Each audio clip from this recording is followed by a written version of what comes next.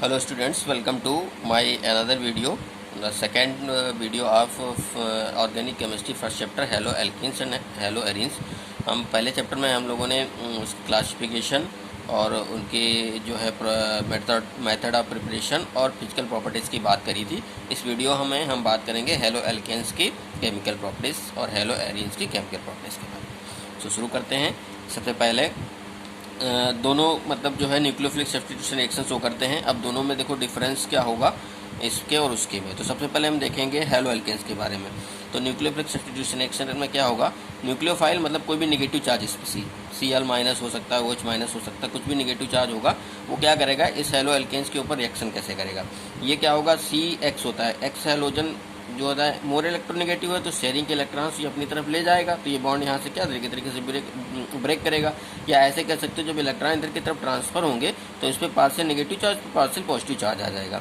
तो जो न्यूक्लियोफाइल होगा वो हमारा जाकर के इस पॉजिटिव चार्ज पे पीछे से क्या करेगा, अटैक करेगा और न्यूक्लियोफाइल इस पर जाकर जुड़ जाएगा और X माइनस जो होगा एज अ लीविंग ग्रुप यहाँ से निकल जाएगा। ये बेसिकली जो है सब्स्टिट्यूशन रिएक्शन। सब्स्टिट्यूशन का मतलब यही होता है कि कंपाउंड से एक ग्रुप निकले और दूसरा ग्रुप जाकर के जुड़ जाए। निकलने वाला ग्रुप आपका लीविंग ग्रुप कहलाएगा।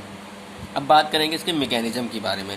SN2 रिएक्शन इसको बोलते हैं mechanism, substitution nucleophilic by molecular reaction. By molecular reaction जो होता है ये एक सिंगल स्टेप में कंप्लीट होता है। बोलते तो जरूर बाई मॉलिक्यूलर है लेकिन होता ये सिंगल स्टेप में कंप्लीट है। क्या होता है, यहाँ से आप देख रहे हो ये मतलब आपका 3D स्ट्रक्चर बना हुआ है। ये बॉन्ड हमेशा सॉलिड बॉन्ड हमेशा बिलो प्लेन के दिखाता है, एबव प्लेन के दिखाता है। ये दोनों बॉन्ड प्लेन पे होते हैं, ये प्लेन के पीछे होता हुआ अगर आप 3D स्ट्रक्चर में इमेजिन करोगे। तो यहाँ पे क्या होगा कि ये Cl है, OH जो है यहाँ पे पीछे से आकर के अटैक करेगा, Cl यहाँ से निकलेगा। तो देखो यहाँ पे जो इसके बीच में एक ट्रांजिशन स्टेट आएगी। यहाँ पे OH धीरे धीरे बॉन्ड बना रहा है, Cl यहाँ से जो धीरे धीरे बॉन्ड ब्रेक कर रहा है। तो एक तरफ मतलब OH जुड़ रहा है, Cl निकल रहा है। तो ऐसी स्टेट जो होगी इस रिएक्शन के बीच में आएगी जिसको हम बोलेंगे इंटरमीडिएट या ट्रांजिशन स्टेट बोलते हैं। और फाइनली क्या होगा, यहाँ पे OH जुड़ जाएगा और Cl माइनस के फॉर्म में यहाँ से निकल जाएगा। ठीक है। अच्छा, अब ये OH जो होता है मतलब सामने से भी तो आ सकता है, पीछे से ही क्यों आ रहा है? सामने से इसलिए नहीं आता है, पीछे से ही क्यों आता है इस बाइमोलिकुलर रिएक्शन में, क्योंकि ये भी एक नेगेटिव चार्ज स्पीसीज है और ये भी नेगेटिव चार्ज स्पीसीज है। अगर ये सामने से आएगा तो इन दोनों में स्टेरिक हिंड्रेंस क्रिएट हो जाएगा। तो ये सामने से ना आकर के पीछे से आता है। लेकिन जब ये पीछे से आता है तो उसकी ज्योमेट्री को क्या कर देता है, चेंज कर देता है। देखो यहाँ पे ज्योमेट्री कैसी थी, ऐसी क्या होती है। तो मतलब जो SN2 रिएक्शन में जो होती है उसमें स्ट्रक्चर का क्या हो जाता है, कंप्लीट इन्वर्जन हो जाता है, इन्वर्जन कॉन्फ़िगरेशन हो जाता है। ठीक है, इन्वर्जन कॉन्फ़िगरेशन कहलाता है। और ये सेकेंड ऑर्डर काइनेटिक्स कहलाती है। ये कैसे होता है ये आप फिजिकल केमिस्ट्री में पढ़ेंगे, केमिकल काइनेटिक्स में, उसमें आपको पता चलेगा। जब मतलब जो है किसी भी रिएक्शन में जो रिएक्शन के रिएक्टेंट दो कंसंट्रेशन पर डिपेंड करते हैं तो उनको सेकेंड ऑर्डर काइनेटिक्स बोलते हैं। अगर हम इस रिएक्शन के ऑर्डर ऑफ रिएक्टिविटी देखें तो ये आपका क्या है, मतलब हेलो एल्केन्स में प्राइमरी सेकेंडरी टर्सरी तो आपको पता ही होगा कि अगर ये CX है, यहाँ पे ये 3 बॉन्ड है, तो अगर ये 3 एल्काइल ग्रुप लगे हुए हैं तो ये टर्सरी कहलाता है। अगर यहाँ पे 2 एल्काइल ग्रुप 1 हाइड्रोजन है तो ये सेकेंडरी कहलाएगा। अगर 2 हाइड्रोजन एक एल्काइल ग्रुप है तो ये प्राइमरी कहलाएगा। तो ये कंडीशन प्राइमरी सेकेंडरी टर्सरी होती है, ये आपको पता होना चाहिए। ठीक, क्लासिफिकेशन में पीछे बताएं आपको। तो यहाँ पे अगर हम रिएक्टिविटी का ऑर्डर देखें इस SN2 रिएक्शन की, तो जो मतलब प्राइमरी का होगा सबसे ज़्यादा होगा, सेकेंडरी का उससे कम, टर्सरी का सबसे कम। उसका कारण क्या होगा कि प्राइमरी में यहाँ पे जो हाइड्रोजन्स केवल लगे हुए हैं तो मतलब स्पेस इसको मिल जाएगा, OH को जाकर के पीछे से अटैक करेगा, प्रोडक्ट का फॉर्मेशन कर सकता है। सपोज डेट यहाँ पे अगर हम एल्काइल ग्रुप लगा दें, यहाँ पे CH3, यहाँ पे CH3, यहाँ पे CH3, तो एक CC लग जाएगा, उससे 3 हाइड्रोजन, तो यहाँ पे क्या हो जाएगा, बहुत ज़्यादा भीड़ हो जाएगी, बहुत ज़्यादा स्टेरिक हिंड्रेंस आ जाएगा, जिसकी वजह से OH जो होगा यहाँ पे उतने ईजिली जाकर के कार्बन से अटैक नहीं कर पाएगा। तो उसकी रिएक्टिविटी जो होगी वो क्या हो जाएगी, कम। तो ये ऑर्डर पूछा जाता है तो टर्सरी की रिएक्टिविटी जो होती कम होता है, वो इसका due to bulky group are in tertiary group. अब बात आती है SN1 रिएक्शन की, सब्स्टिट्यूशन रिएक्शन यूनिमॉलिक्यूलर रिएक्शन के लिए। तो ये SN1 जो रिएक्शन होती है वो पोलर प्रोटिक मतलब जो है सॉल्वेंट की प्रेजेंस में, जैसे वाटर या अल्कोहल या एसिटिक एसिड की प्रेजेंस में होती है। और ये जो होती है फर्स्ट ऑर्डर काइनेटिक्स शो करती है, क्योंकि ये डिपेंड करती है केवल 1 कंसंट्रेशन टर्म के ऊपर। तो मतलब SN2 और SN1 बहुत इंपॉर्टेंट रिएक्शन है, एग्जाम में 110% पूछा जाता है। तो ये सिंगल स्टेप में कंप्लीट होती है, ट्रांजिशन स्टेप आता है, ये 2 स्टेप में कंप्लीट होती है, कहलाती यूनिमॉलिक्यूलर है कि स्टेप 2 कंप्लीट होती है। कैसे कैसे होते देख लेते हैं। अब ये टर्सरी एल्काइल हैलाइड है, यहाँ पे CH3CBr इसको ऐसे लिख सकते हैं आप सी, ये ऐसे ऐसे है, हमने उसको कंडेंस कर दिया यहाँ पे CH3 और CH3, इसको हम कैसे लिख सकते हैं CH3 का होल थ्राइस C और Br, वही हमने यहाँ पे लिखा है। तो 3 अल्काइल ग्रुप है तो टर्सरी हो गया। तो ये टर्सरी अल्काइल हैलाइड है, इसका OH के साथ रिएक्शन कराएंगे तो सबसे पहले क्या होगा कि यहाँ पे मतलब जो है ये मतलब हम एक रिएक्शन दिखा रहे हैं, OH यहाँ से Br हट जाएगा, OH जाकर के जुड़ जाएगा, ये सिंपल प्रोसेस होगा। लेकिन इसकी अगर हम मैकेनिज्म की बात करेंगे तो कैसे ये बना वो हम यहाँ पे दिखाएंगे। तो पहले स्टेप में क्या होगा कि यहाँ से ब्रोमीन ब्रेक करेगा और ब्रोमीन निकल जाएगा, तो ये ऐसे इधर की टूटेगा तो ब्रोमीन माइनस में, कार्बन पे पॉजिटिव चार्ज आ जाएगा, तो ये कैटायन और एनायन बन जाएगा। सेकंड स्टेप में जो अब ये हमारा कार्बोकैटायन बना है, जब कार्बन के ऊपर किसी स्पीसीज में प्लस आ जाता है तो उसको हम कार्बोकैटायन बोलते हैं, आपको पता होगा ये।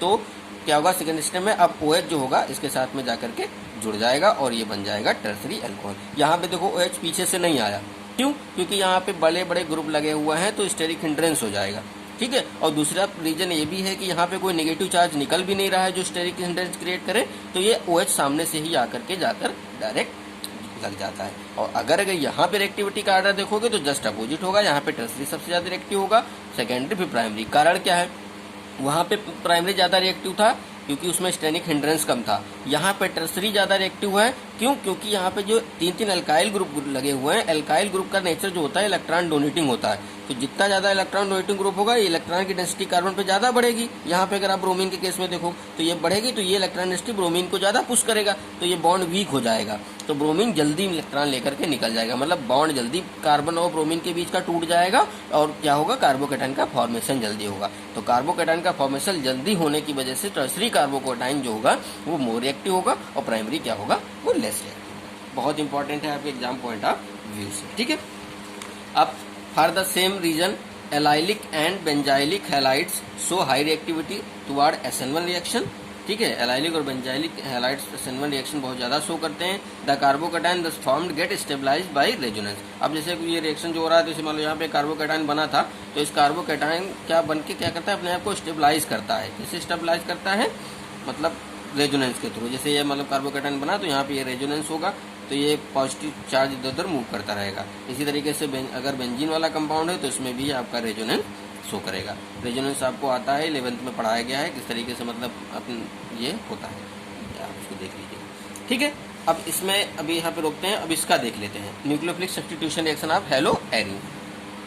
Aryl halides are extremely less reactive to SN1 reaction. अब एराइल हैलाइड्स जो होते हैं वो SN1 रिएक्शन की तरफ बहुत कम रिएक्टिव होते हैं। ये बहुत इंपॉर्टेंट पॉइंट है और आपके एग्जाम में पूछा जाता है कि जो एराइल हैलाइड्स होते हैं वो SN1 रिएक्शन क्यों नहीं शो करते। तो उसके कारण हैं, 2 कारण हैं।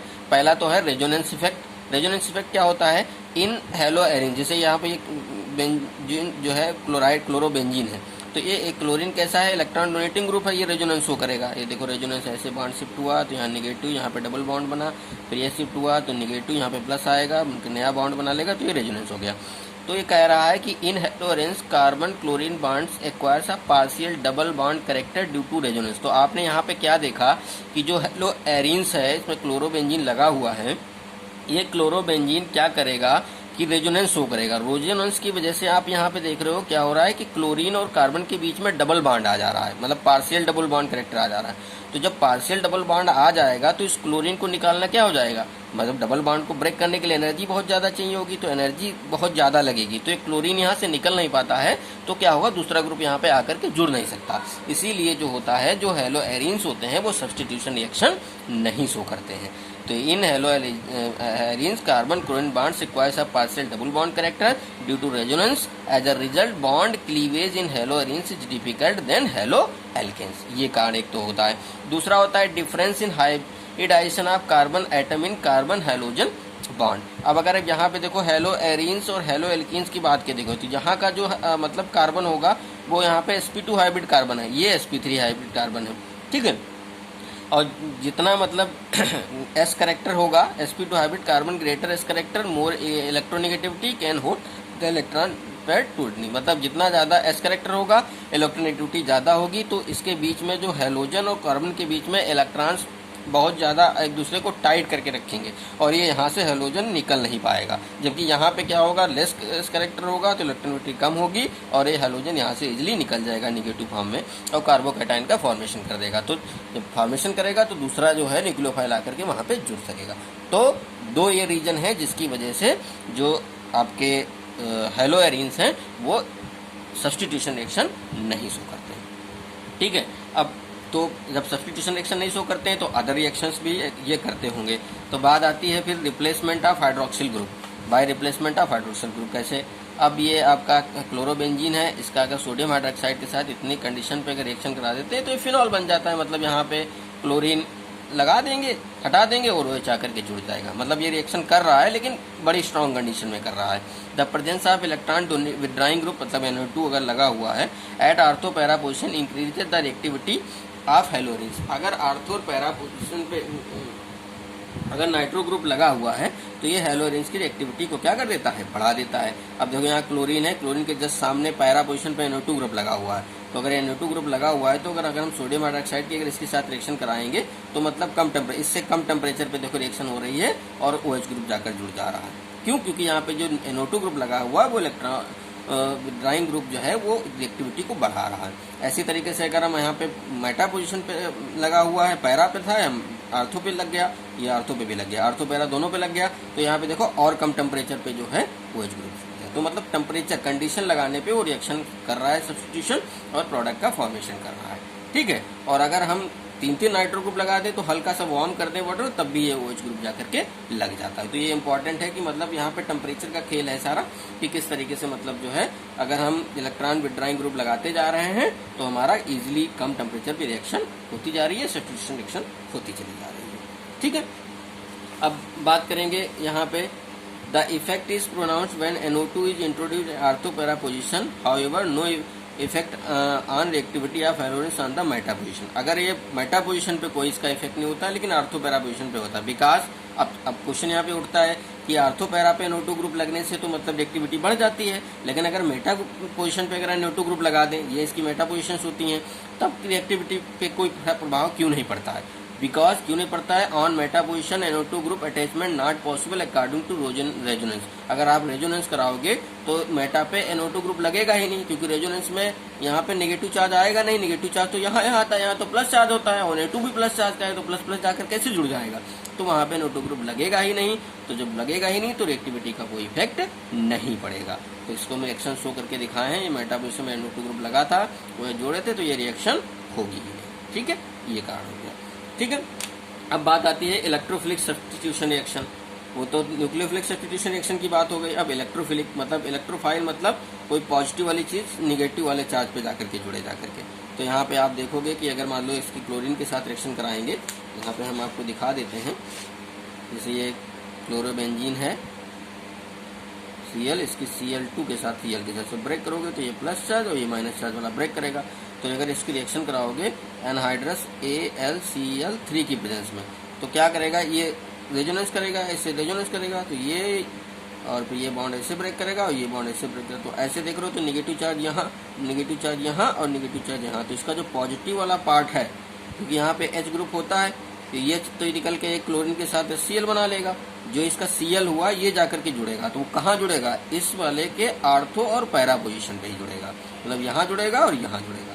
तो यहाँ पे देखो, यहाँ पे एक आर्थो पैरा प्रोडक्ट बन रहा है एक जगह पे और एक जगह पे आर्थो बन रहा है।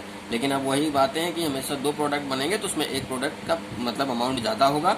इसमें किसका ज़्यादा होगा? पैरा का ज़्यादा होगा। क्यों? क्योंकि ग्रुप दूर दूर है, स्टेरिक हिंड्रेंस कम है। तो हमेशा इस चीज़ को कंसीडर करना है कि स्टेरिक हिंड्रेंस कम होने की वजह से हमेशा पैरा पोजिशन अधिकतर समय रिएक्शंस में ज़्यादा का अमाउंट बनता है। ठीक है, सेम कंडीशन यहाँ पे भी अगर नाइट्रिक एसिड के साथ कराएं तो नाइट्रिक एसिड को ब्रेक करोगे तो कैसे टूटता है नाइट्रिक एसिड? अगर आपको याद हो तो HNO3 को अगर आप ब्रेक करते हो